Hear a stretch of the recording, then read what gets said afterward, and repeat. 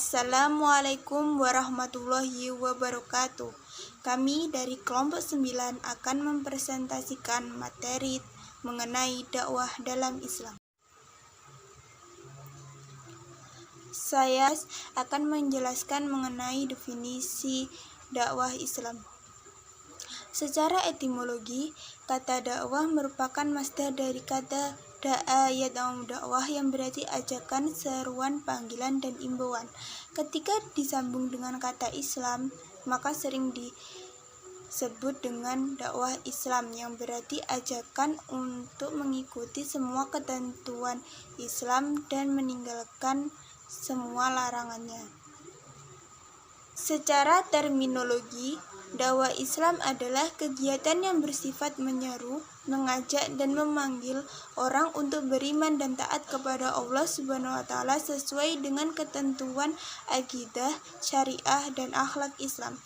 Dengan demikian, apa saja kegiatan seseorang yang mengandung makna ajakan, seruan, arahan, dan perintah baik secara langsung maupun tidak langsung untuk beriman dan bertakwa kepada Allah Subhanahu wa Ta'ala dan Rasul-Nya dalam bingkai amar ma'ruf nahi mungkar merupakan gerakan dakwah Islamiyah, di mana dalam berdakwah dapat menggunakan berbagai media dan metode yang tetap sesuai dengan ajaran Islam. Unsur-unsur dakwah dalam Islam. Unsur-unsur dakwah adalah komponen-komponen yang selalu ada dalam kegiatan dakwah, di antaranya yaitu yang pertama dai, pelaku dakwah, yang kedua adalah mad'u, mitra dakwah, yang ketiga adalah maddah, materi dakwah, yang keempat adalah wasilah, media dakwah, yang kelima thariqah, metode dakwah, yang keenam adalah atsar, efek dakwah.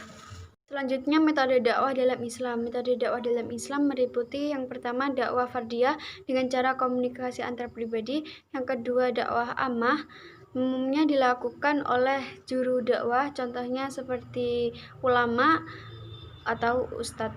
Yang ketiga adalah dakwah bilisan, melalui perkataan atau komunikasi lisan, contohnya ceramah dan khotbah. Yang keempat adalah dakwah bilhal, melalui sikap, perbuatan, contoh, dan juga keteladanan. Yang kelima dakwah bil tadwin, melalui tulisan seperti tulisan artikel, blog, atau buku, dan lain sebagainya. Yang keenam, dakwah bil hikmah, sesuai dengan tuntutan zaman, kebutuhan, atau sesuai dengan situasi dan kondisi sehingga efektif. Tujuan dakwah Islam. Tujuan dakwah Islam dibedakan menjadi dua. Yang pertama, tujuan dakwah dari segi objektifnya, dan yang kedua, tujuan dakwah dari segi materinya.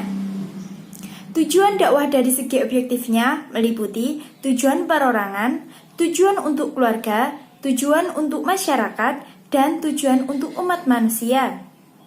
Sedangkan tujuan dakwah dari segi materinya meliputi tujuan akidah, tujuan hukum, dan tujuan akhlak. Fungsi dakwah Islam. Ada beberapa fungsi dakwah Islam. Yang pertama, untuk menyebarkan agama Islam kepada manusia sebagai individu dan masyarakat, sehingga meratalah Islam sebagai rahmatan lil alamin. Yang kedua, melestarikan nilai-nilai Islam dari generasi ke generasi kaum muslimin berikutnya, sehingga keberlangsungan ajaran Islam beserta pemeluknya dari generasi berikutnya tidak terputus. Yang ketiga, meluruskan akhlak yang bengkok, mencegah kemungkaran, dan mengeluarkan manusia dari kegelapan rohani. Yang keempat, menyerukan kepada orang non-muslim untuk masuk Islam. Yang kelima, menyerukan agar orang Islam menegakkan hukum Islam secara total. Yang keenam, menegakkan kebenaran dan mencegah kemungkaran yang meliputi segala kemaksiatan, baik yang dilakukan oleh pribadi maupun kelompok. Yang ketujuh, membentuk individu dan masyarakat yang menjadikan Islam sebagai pegangan dan pandangan hidup di dalam kehidupannya. Kesimpulan, Islam adalah agama Allah yang tidak mengenal kasta atau perbedaan.